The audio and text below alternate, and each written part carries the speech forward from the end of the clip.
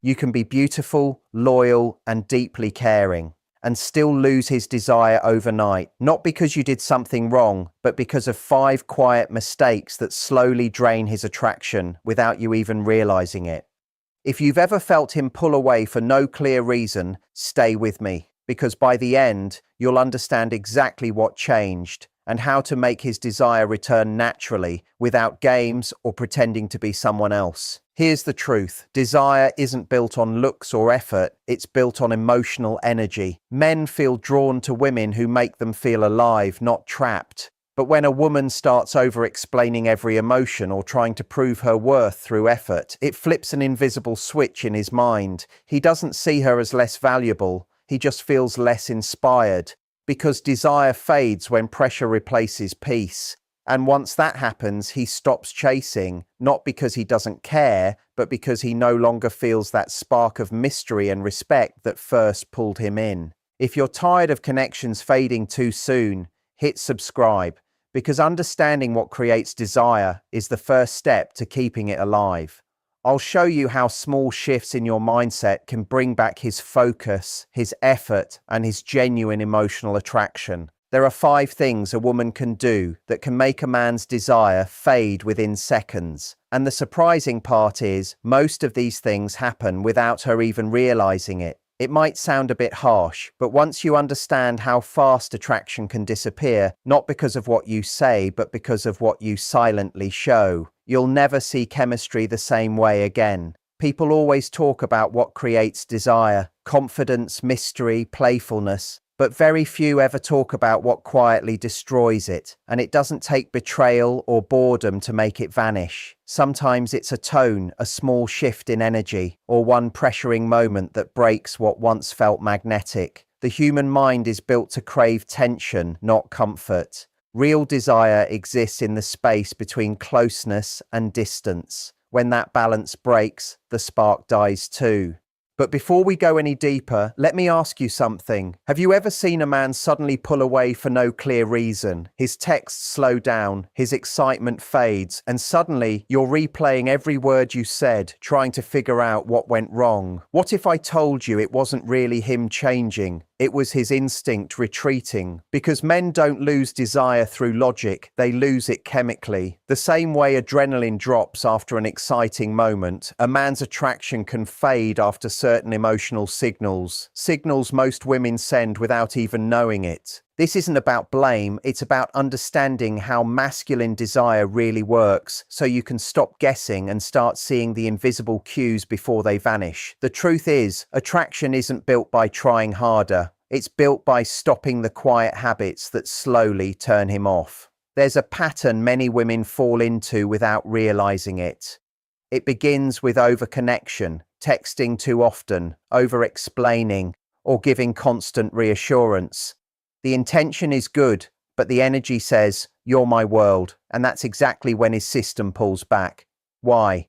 Because male desire runs on pursuit, not maintenance. He wants to feel that your life existed before him and will still exist without him. The moment that feeling disappears, so does his chase. But that's only one of the 5 mistakes. The next ones are even more subtle. Small habits that seem caring but feel like control to him. Yet before we unpack those, there's something you need to truly grasp. Chemistry doesn't vanish in an instant. It fades slowly, like a leak. Every time you say or do something that tells his body safe but predictable, you remove tiny doses of excitement that fuel attraction. You might think you're building closeness, but you're actually lowering the spark. And here's the paradox. The closer you try to get, the less he feels. That's why this isn't about following rules. It's about rhythm. The rhythm between feminine expression and masculine response. If you've ever wondered why he was crazy about you at first and then suddenly distant, it's not timing. It's a collapse of polarity. The magnetic tension between 2 people works like gravity. It only exists when both remain distinct. Once you blend too much into his space, the field weakens. So before we talk about mistake number 1, remember this. Desire isn't about access, it's about anticipation. The more predictable you become, the less room there is for his imagination. And imagination is the oxygen of desire. That's why the most captivating women aren't the most available. They're the most aware. They know when to show and when to hold back, when to speak and when silence says more. They understand that holding space creates attraction, not filling it. I used to think this was manipulation, that if you didn't share everything, you were being cold or distant. But I was wrong. It's not about distance. It's about discipline. Because the truth is, real closeness needs space to breathe. When you crowd it, it suffocates. When you learn to create space intentionally, you stop chasing connection. You guide it. So what's the first mistake that kills male desire instantly? It's the urge to correct him, not in big arguments, but in small, unnoticed ways. Finishing his sentences, adjusting his choices, or subtly guiding his rhythm. To you, it might feel like partnership. To him, it feels like pressure. His system reads it as, I'm not trusted to lead. And once that thought lands, attraction drains away, like water through a crack. Because every man's desire is tied to his sense of freedom. The more he feels observed or managed, the less alive he feels. This doesn't mean you should stay quiet. It means shifting from correction to curiosity. Instead of saying, that's not how it's done, try, interesting, show me how you do it. You give him space to express without feeling tested. That tiny shift reignites polarity. You're not giving up power, you're allowing flow, the best part. When you stop trying to control the outcome, his energy naturally rises to meet yours. That's the paradox. The less you push, the more he pulls. Keep this in mind, because it connects to mistake number 2, the one that doesn't just turn off desire, but changes how he emotionally feels when he looks at you. And that's where it gets tricky, invisible, emotional, and sometimes irreversible. The second mistake that kills male desire almost instantly is emotional overexposure. Not emotion itself, but when it floods the space between you until he feels drowned in your transparency. Society tells women to communicate openly, but no one explains that safety and desire come from 2 different systems. Safety relaxes him, desire excites him. When you share every thought, every detail, every emotion before his curiosity even forms, you take away the mystery that keeps his mind chasing you. It's like music. If every note plays at once, there's no melody, just noise. The same thing happens in attraction. When you fill every silence with explanations, you leave him with nothing to wonder about. And when a man stops wondering, he soon stops wanting. I once thought vulnerability meant total honesty, showing everything to build closeness. But true intimacy isn't about oversharing. It's about precision. The right detail, shared at the right moment, deepens connection. Everything else becomes emotional noise. When he senses that your emotions constantly spill into his world, his system doesn't read it as love. It reads it as imbalance. His body reacts before his mind even knows why. He might say he's fine, but his energy will quietly pull back. Desire depends on polarity, your emotional flow moving toward him while his energy stabilizes around it. When that flow turns into a flood, the polarity short circuits. Suddenly, he doesn't feel drawn, he feels drained. That's when he begins to detach quietly, not because he stopped caring, but because his system is searching for balance. The fix isn't silence, it's calibration. The power isn't in how much you share, but in how you hold what you feel. When you can experience deep emotion without seeking reassurance, you radiate calm confidence. That quiet strength reignites his desire because it tells him, I feel deeply, but I'm steady. It's emotional control disguised as mystery, and that's exactly what keeps him magnetically drawn to you. Then comes mistake number 3, the one most women confuse with strength: emotional competition. It happens quietly, often with good intentions. You match his sarcasm, his confidence, his logic. You think that mirroring his strength will earn his respect, but respect and attraction run on different wires. When you try to meet masculine energy with more masculine energy, the chemistry goes flat. It's like putting two positive charges together. They push each other away. A man doesn't crave reflection, he craves resonance. The feminine energy isn't about being soft or weak, it's about contrast. The energy that pulls him closer is the one that complements his drive, not mirrors it. When he speaks with logic, respond with presence. When he moves fast, slow your rhythm. When he plans, bring a little spontaneity. That's polarity in motion. It's not about roles, it's about rhythm. Many women lose that rhythm because they've been taught that softness means submission.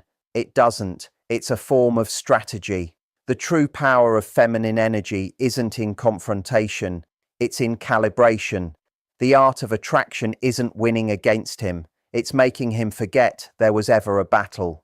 When that happens, he doesn't feel controlled or defensive. He feels pulled in. Ironically, the women who appear the strongest and most independent often struggle most with this. They know how to lead, but they've forgotten how to receive. Desire fades when there's nothing left for him to offer. When every plan, every decision, every gesture is taken over, he stops contributing, not out of pride, but because there's no space left for him to add value. His attraction doesn't fade from boredom, it fades from feeling unnecessary. If you want to bring it back, create space for his energy to land. Ask, "What do you think?" Not as a test, but as an opening. When he feels needed again, his body wakes up. Attraction isn't built through constant excitement, it's built through meaning. That's why even a small shift, giving him a task or letting him take the lead, can reignite that spark faster than endless compliments. You're not feeding his ego, you're feeding his instinct. Men are wired to respond to loops of effectiveness. When you give him that loop, his desire grounds itself again. But when you cut it off, his motivation fades. Now, before we go to mistake number 4, there's something important to realize. These aren't just habits you can see. They're micro signals his subconscious picks up long before his mind does. Every tone, every micro expression, every reaction tells him whether to move closer or pull back. The next mistake you're about to hear is the quietest one.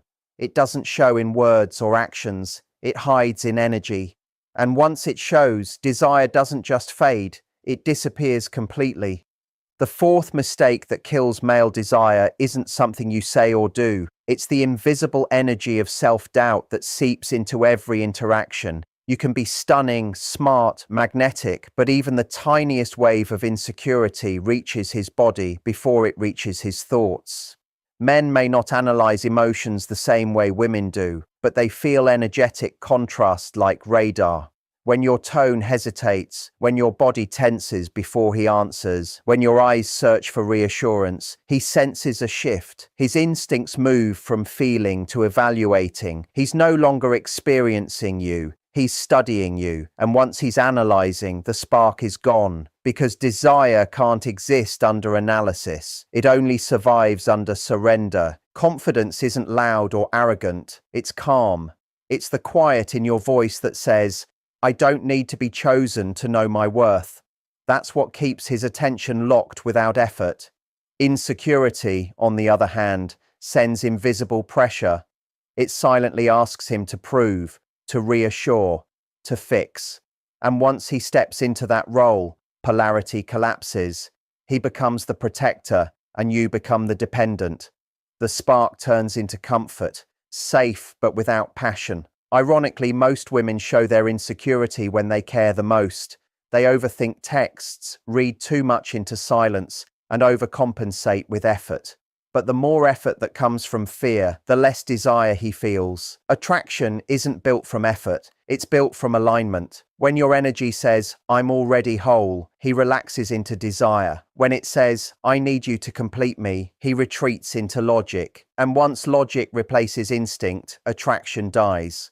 That's why the most captivating women aren't the most flawless. They're the ones who can hold tension without collapsing. They don't chase reassurance, they project certainty. They understand that the less they need to prove, the more magnetic they become. But now comes mistake number 5, the most deceptive one of all: emotional monotony. It happens when you stop surprising his senses. Everything you do, say, or wear becomes expected. There's no new rhythm, no spark of unpredictability. The brain, wired for novelty, starts to wander. He stops leaning in, not because he's tired of you, but because his system already knows what's coming. Consistency builds trust, but unpredictability creates excitement. You need both, yet most women lose the second once they feel safe. They stop flirting with tension. They stop switching rhythm. They stop adding contrast between warmth and mystery, openness and pause. Without contrast, there's no current. Imagine a song played with one note over and over. No matter how perfect the tone is, it still loses life. Attraction works the same way. Every man, whether he realizes it or not, craves emotional rhythm, the rise and fall of tone, the pause between words, the small, unpredictable energy shifts that keep him alert and engaged. The secret isn't drama, it's dynamics. Drama drains, dynamics attract. To bring that energy back, you don't need to change who you are. You just need to remember who you were before you tried to be perfect. The spontaneous version, the playful one, the woman who teased without fear, that version still exists, hidden beneath caution. When she comes back, his system wakes up again. Desire doesn't grow in safety alone. It thrives on suspense. Give him comfort, then step back just an inch. Smile when he expects silence. Go quiet when he expects words. The smallest change in pattern resets his focus. This is how you revive his curiosity without manipulation. You're not confusing him. You're reawakening his instinct to explore you. Because in the end, attraction isn't about constant attention. It's about ongoing discovery. Now that you know all 5 mistakes, correction, overexposure, emotional competition, self-doubt, and monotony, you can start to notice these patterns in real time. You'll see how each one drains a different part of his system, his leadership, his curiosity, his polarity, his instinct, his excitement. Fix those, and you'll never have to chase connection again. It will start chasing you. But before you move to the final part, there's one last truth to understand. Knowing the mistakes isn't enough. You have to master the rhythm that keeps them from coming back. And that rhythm doesn't come from control. It comes from presence. The same idea that makes a touch unforgettable can also make your energy unforgettable. The real question is, how do you use it without losing control? Presence is the answer to every mistake that destroys desire. When you are truly present, you stop performing and start sensing. You feel before you speak. You read his breathing before you listen to his words. That deep awareness changes everything, because a man's desire isn't triggered by appearance alone. It's triggered by the harmony of your energy. When your emotions, thoughts, and actions are in alignment, his body reads it as magnetism. He doesn't know why. It just feels right. He feels calmer, more focused, more drawn to you. It's the same state artists call flow, and psychologists describe as limbic resonance, when 2 nervous systems connect effortlessly. The paradox is, you can't fake it. You can fake confidence or pretend to be interested, but presence is biological. It shows in your eyes, in the pauses between your sentences, in the calmness of your tone, even when everything around feels uncertain. That's why the most attractive energy isn't excitement, it's centeredness. When you're grounded in your body, his body feels safe enough to desire. It's not the thrill that keeps him coming back. It's the peace mixed with tension, softness blended with certainty. That's the emotional version of the back of his neck, the lower back, and that invisible space between his mind and body. The same 3 zones from the viral script you studied. You're not touching him physically, but you're touching his awareness, his sense of safety, his synchronization. The secret lies in reversing the process inward. Touch your own awareness first. Notice how your breath changes when he's near. Notice how your shoulders respond in silence. Every tiny adjustment you make to your energy creates a ripple in his. That's influence without words, attraction without effort. The goal isn't to control him, but to regulate yourself so deeply that his system unconsciously aligns with yours. When you exhale slowly, he does too. When you stay still, his rhythm calms down. That's real chemistry, the invisible kind. It's what keeps his attention even when you're not trying. But here's the catch. Once women realize this power, many start using it as a tactic, and that's when the magic fades. The moment you chase a reaction, you lose the resonance. The moment you use stillness to manipulate instead of connect, it turns empty. True presence isn't a performance, it's surrender. You stop trying to impress, you stop predicting what comes next, and you simply exist in the moment you're in. That's what makes him addicted, not to you, but to how he feels when he's around you. It's the same loop of peace and curiosity his mind can't explain, so it replays. He starts linking you with calm excitement, an impossible mix. Every time he feels that emotional note again, his brain recalls you, even if he tries not to. That's called imprinting. It's not fantasy, it's how memory gets wired. And this is where mastery begins. You stop trying to create desire and start maintaining it through rhythm. Speak, then pause. Smile, then hold his gaze one heartbeat longer. Let silence breathe until it feels magnetic instead of uncomfortable. Those small moments of tension are the oxygen of attraction. Most people rush to fill them, but you won't anymore, because now you understand. When you can stay in that silence without fear, he feels it as strength. When you can look at him without needing anything, he feels it as confidence. That's how attraction grows. From reaction to regulation, you no longer chase being wanted. You choose to be remembered, because being wanted is quick, but being remembered is lasting influence. That's real art. Now picture this. You've fixed the 5 mistakes, you've learned to embody presence, and suddenly his behavior changes. His tone softens, his eyes stay longer, his touch slows down. You've changed the rhythm without saying a word. What happens next? This is where many lose control. They mistake his renewed attention for validation. But the truth is, when he starts mirroring your calm, you're standing on the edge between influence and dependence. Your job isn't to tighten your hold, it's to stay grounded, because the same awareness that drew him in can either keep the balance or destroy it.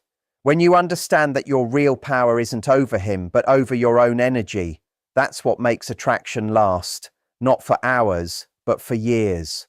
So when he looks at you and you sense that tiny pause, the slow breath, the silent question in his eyes, you'll know he's feeling the loop. That invisible pull between calm and craving. You don't need to say a word, just hold your stillness. Let him feel the depth of the space you've mastered, and when you walk away, leave a whisper behind, a thought that stays long after, because desire doesn't fade, it follows wherever presence leads. When a woman reacts from insecurity, every action starts coming from fear. Fear of losing him, fear of not being enough, fear that he might choose someone else.